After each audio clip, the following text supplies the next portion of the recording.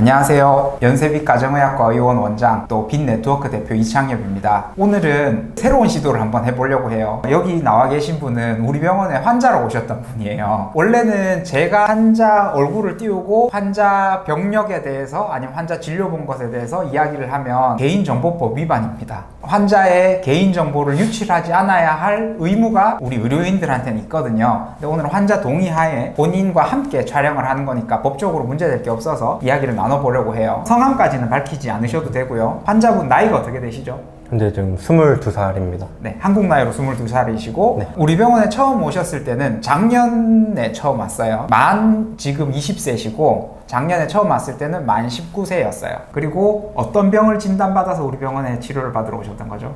현재 지금 크론병을 앓고 있습니다. 네, 크론병이라는 자가면역성 질환 진단을 받고 치료받으러 오셨어요. 그 크론병 진단 언제 받았나요? 중학교 3학년 때 16살 때 진단을 진단받았습니다. 그 당시 증상은 어땠어요? 근데 여기 처음에는 명치 쪽이 너무 불에 타는 듯한 느낌이 있었는데 이게 하루 이틀 그냥 위가 좀 안 좋아서 그런 거라 생각하고 갤포스 같은 그 민치 진정제 같은 거 먹고 그랬었는데 계속 밤마다 아파서 깰 정도로 아프니까 내시경을 받으러 갔었어요. 위내시경을 하고 나서 크론병을 진단받았습니다.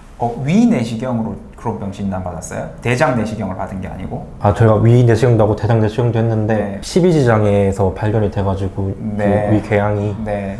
그래서 크론병 진단을 받으셨던 거네요. 네. 참고로 말씀드리지만 저는 크론병을 진단하는 의사는 아닙니다. 이 환자분의 크론병을 진단하는 건 다른 대학병원 교수님께서 진단을 하셨고요. 그 당시에 어떤 치료를 받았어요? 처음에 큰 대학병원으로 갔었는데 스테로이드 약을 복용을 하고 면역 억제를 하는 주사를 맞았었어요. 그렇죠. 면역 억제 주사 맞았을 거예요. 그래서 좀 좋아졌었나요, 증상은? 계속 안 좋아져서 좋아진다는 느낌을 못 받았고 퇴원을 한번 했었는데 퇴원하고 한두 달 뒤에도 다시 똑같은 증상이 일어나가지고 다시 입원을 했었어요.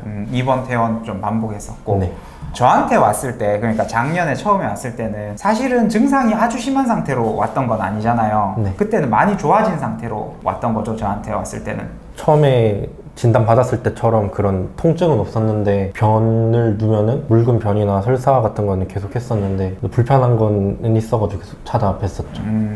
불편감이 있어서 오셨는데 저한테 처음 왔을 때 제가 기억을 해요. 환자분 어머니께서 이런 말씀을 하셨어요. 염증 수치가 높았다. 대학병원 가니까 최근에 염증 수치가 좀 올라갔다. 그 당시에 염증 수치를 보는 지표가 CRP라는 수치가 있는데 그때 기록을 가지고 와서 제가 봤었는데 CRP가 5 이상이 되는 그 기록지를 봤던 기억이 나거든요. 맞나요? 네. 네, 염증 수치 올라갔다고 했었죠. 네. 대학병원에서 교수님께서 염증 수치가 올라가 있으니 다시 면역 억제제를 복용을 하자. 주사 맞자고 했었나요? 먹자고 했었나요? 먹자고 했었어요. 먹자고 했었고 그 면역 억제제가 스테로이드였는지 아니면 진짜 다른 종류의 강력한 면역 억제제를 의미하셨는지 저는 알 수가 없어요. 어쨌든 알 수가 없고 먹자고 했는데 그 당시에 증상이 처음만큼 심하지는 않아서, 그러니까 16살 때 진단 받았을 때만큼 심하진 않아서 면역 억제제를 나는 먹고 싶지 않아요 라고 저한테 오셨어요. 네, 맞습니다. 네, 맞죠. 정확하게 그런 이유로 저한테 처음에 오셨었거든요. 근데 이렇게 환자가 자가 면역성 질환 환자가 저한테 오면요, 저는 면역 억제제 먹지 마세요 라는 이야기를 안 합니다. 그 부분에 대해서는 대학병원 교수님과 상의를 하세요 라고 이야기를 했죠. 네.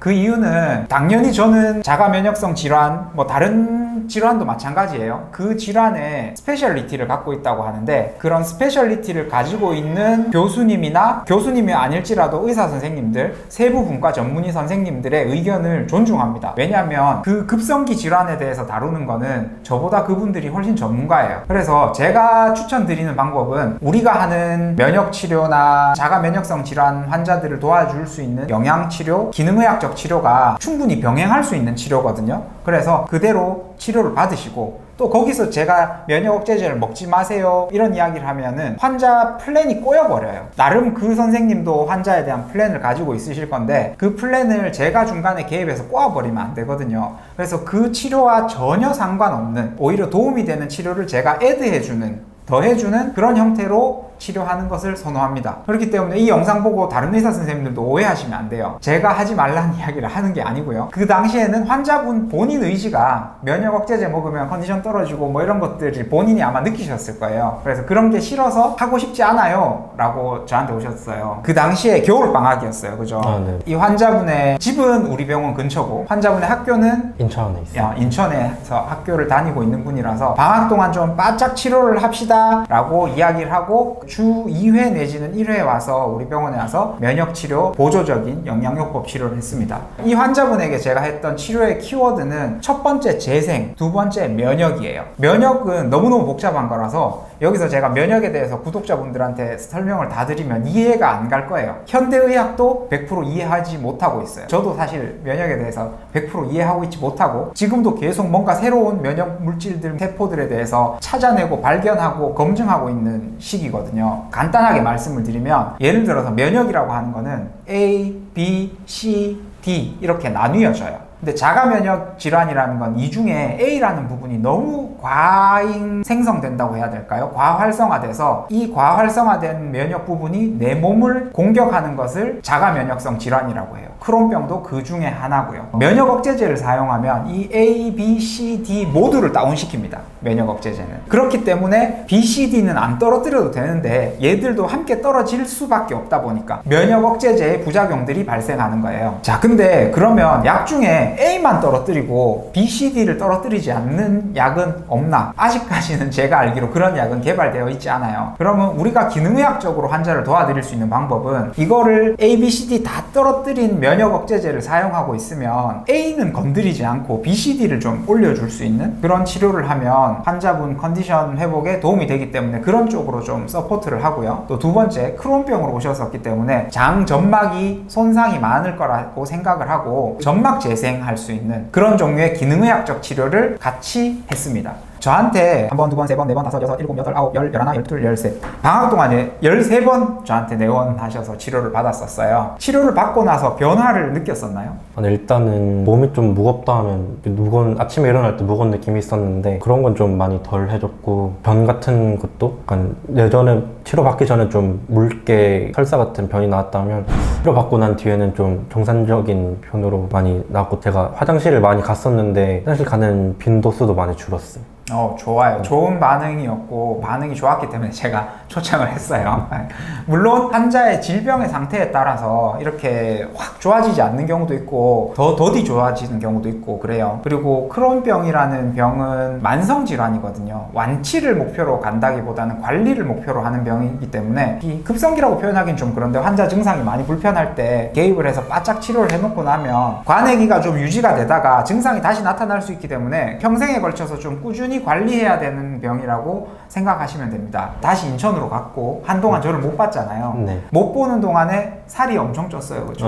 맞아요. 원래는 제가 기억하기로 처음 봤을 때는 마른 체형이었었거든요. 네. 먹으면 영양 흡수도 안 되고 설사도 하고 하니까 당연했는데 그러고 좀 잘 지내다가 네. 7월 초에 여름 방학을 하면서 다시 저한테 왔잖아요. 네. 인천에 가 있는 기간 동안 어떻게 생활을 했었나요? 장 증상 뭐 이런 증상들에 대해서 이야기해 주시면 좋을 것 같은데. 다시 화장실 가는 빈도는 좀 많아졌던 것 같고 네. 통증은 없었던 것 같은데 변 보는 게 확실히 좀 힘들었었던 것 같아요. 변 보는 게 힘들었다. 네. 그러면 그게 설사라는 이야기예요? 아니면 변비라는 이야기예요? 설사라는 설사라는. 네. 자주 가게 됐다. 네. 그게 저한테 치료받고 나서 치료 일시 중단이죠. 네. 환자의 개인 사정에 의해서 일시 중단하고 나서 언제부터 다시 그렇게 됐던가요? 한두 달 넘어가니까 다시 그랬던 것 같아요. 2달 정도 넘어가니까 다시 발생했다. 자, 근데 엄청 살이 쪄서 나타났어요. 다시 만나게 됐을 때. 네. 크론이나 이런 이제 장 관련 안 좋은 증상이 있는 분들은 식단 관리를 잘 하셔야 돼요. 근데 식단 관리 잘 안 잘 안 됐어요. 했죠. 예. 관리를 잘 하시면 이 유지 기간이 더 좀 늘어나거든요. 그리고 다시 와서 7월 7일 날 방학하고 저한테 왔는데 오늘은 촬영한 날이 7월 24일이고요. 7월 7일, 9일, 18일, 22일 4번 치료를 받았어요. 추가 4번 치료 받고 나서는 좀 어떻게 변화가 있나요? 확실히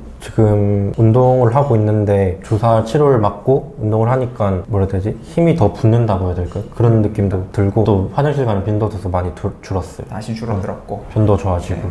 이 환자분한테 장 재생을 위해서 글루타민이라는 성분, 장 점막 재생에 도움이 돼요. 그리고 글루타민이라는 성분은 제가 앞에 영상에서도 말씀드린 적이 있지만 면역세포의 원료로 사용이 됩니다. 근데 그 면역세포 중에 NK세포도 있거든요. 그런 원료로도 사용되고 하기 때문에 글루타민 성분을 사용을 했고, 염증을 낮춰주는 역할도 해요. 그리고 아연도 점막 재생과 관련돼서 도움이 많이 되는 성분이고, 비타민C 재생과 관련돼서 도움이 되는 성분, 이런 주사들을 메인으로 사용을 했습니다. 항염증 작용을 도와주기 위해서 감초주사, 태반주사를 같이 사용을 해서 좀 면역력을 조절할 수 있도록 치료를 했거든요. 그 당시에 겨울에 치료를 하고, 지난 겨울 방학에 치료를 하고 보내면서 영양제도 제가 좀 드렸어요. 먹어보라고. 글루타민 먹는 영양제, 그리고 유산균 먹는 거 잘 챙겨 먹으라고 제가 드려서 보냈는데, 먹는 거를 잘 챙겨 먹긴 했죠. 네, 하루 아침 한 네, 번씩. 한 번씩 먹었죠. 근데 그 매일 안 먹었죠. 몇 번 빠지게. 네,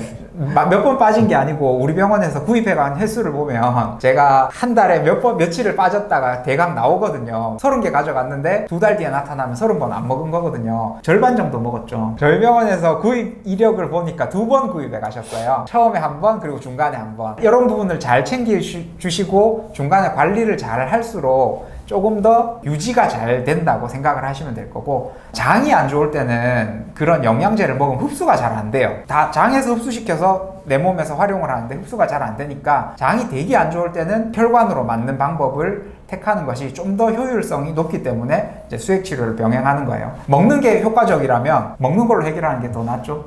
주사 맞는 거 너무 싫으니까. 네. 검사 결과도 보면 앞에 CRP라는 수치가 5점이었는데 요번에 와서 새로 검사한 거를 보면 0.6으로 떨어졌어요. 엄청 염증 수치에서도 많은 다운이 있었고, 한 가지 제가 좀 더 이제 앞으로 치료를 해야 되겠다 생각하고 있는 거는, NK세포 활성도는 아직 조금 더 올렸으면 좋겠다, 부족한 것 같다, 이렇게 생각하고 치료 플랜을 가지고 치료해 나가는 환자입니다. 오늘 열심히 이야기를 해봤는데, 정리를 하자면 많은 자가 면역성 질환을 갖고 있으신 분들이 있을 거예요. 대표적으로 류마티스도 있을 거고, 크론병은 좀 희귀병이라서 그렇게 많은 분들을 접하진 않았고요. 아마 식습관 때문에 그런 것들이 클 거예요. 예전에 우리나라 식습관은 산화시키는 이런 식습관이 아니었는데, 요즘은 거의 서양식을 이렇게 받아들이니까, 예전에는 내가 만약에 크론병이 있었다 하더라도 식습관을 잘 가져가면 모르고 지낼 수도 있거든요. 경미했다면. 이제 심해야 이게 크론병이구나 라고 진단을 받는 건데, 어쨌든 그런 종류의 자가 면역성 질환을 가지신 분들에 있어서 보조적으로 이런 치료를 했을 때 병을 완치를 목표로 하는 건 아니지만 라이프 퀄리티를 올린다고 하죠. 아까 우리 이야기할 때 제가 피곤함이 개선됐어요 이런 거는 묻지도 않았고, 그거를 목표로 치료하지도 않았어요. 근데 덤으로 나의 피로감이 개선되는 거, 늘 자가 면역성 질환을 가진 분들, 또 면역 억제제 같은 약을 복용하는 분들은 내 컨디션이 다운돼 있을 수밖에 없거든요. 혹시 치료받기 전에 내 삶이 무기력하다고 느꼈어요? 못 느끼는 분도 있어요. 이게 너무 내 일상 속에서 익숙해져 버리니까 이게 적응을 해서 이게 너무 당연하구나 라고 느끼고 있는데, 이런 기능의학적 치료를 받고 나서 내 삶이 좀 윤택해졌어요, 삶이 좀 편안해졌어요, 나 이제 좀 살만해요, 이런 말씀을 하시는 분들이 있거든요. 특히 류마티스로 치료받으시는 분들. 그래서 좀 병행해서 치료하시는 거를 저는 권유드리고요. 이 영상을 보시고 오해하셔서 저 병원 가면 류마티스가 낫는데, 또는 저 병원 가면 크론병이 낫는데, 이렇게 오해는 안 하셨으면 좋겠고, 그 치료는 유지를 하십시오. 유지를 하다 보면, 이 친구는 대학병원 교수님이 면역 억제제를 먹어라! 라고 강력하게 권했으면 무조건 먹었겠죠. 근데 한번 먹어보는 게 어떨까? 라고 이제 교수님이 말씀을 하셨다고 그때 저한테 이야기를 했어요. 그때 이제 선택의 기로에서 나는 좀 안 먹고 하는데 방법이 없을까? 라고 생각해서 저한테 오셨던 거고, 그죠? 네. 먹어라! 하면은 드셔야 돼요. 그리고 류마티스도 마찬가지로 원래 하던 기존에 하시던 치료를 받으십시오. 받으시고 기능의학적 치료가 더해지면 1개월, 2개월, 6개월 쌓이면 그쪽 교수님이나 그쪽 병원 스페셜을 가진 선생님께서 알아서 용량을 줄여주십니다. 제가 그런 경험을 많이 했어요. 제가 줄이라고 말하는 게 아니고, 그 선생님께서 환자의 면역력이나 이런 컨디션을 보고 치료도 알아서 플랜을 조정해 주시거든요. 심지어 이런 경우도 있었어요. 기능의학적 치료에 대해서 대학에서 적극적으로 권해 주시는 교수님들도 계시고, 기능의학은 그거 의학 아니다, 치료하지 마라 라고 하는 교수님도 분명히 계세요. 그런 교수님들한테 환자가 가서 우리 병원 와서 치료받고 있다는 이야기를 안 하고 갑니다. 그러면 검사 결과 좋아졌네? 약 좀 줄여봅시다. 근데 왜 좋아졌지? 좋아졌으니까 좋습니다 이러고 끝나는 경우도 많아요. 그런 경험도 제가 분명히 있어요. 이런 치료가 있다라는 것들, 자가면역성 질환을 가지신 분들 보조적으로 치료하는 것이 도움이 될 수 있다라는 걸 이번 영상을 통해서 한번 말씀드리고 싶었고요. 오늘 이렇게 출연해 주셔서 너무 감사하고요. 앞으로도 관리 잘해서 50, 60 이렇게 될 때까지 장 잘 관리해서 치료 잘 받으시기 바라겠습니다. 감사합니다. 네, 오늘 이렇게 영상 마무리하려고 하거든요. 시청자분들도 항상 건강하시고요. 시청해 주셔서 참 감사합니다.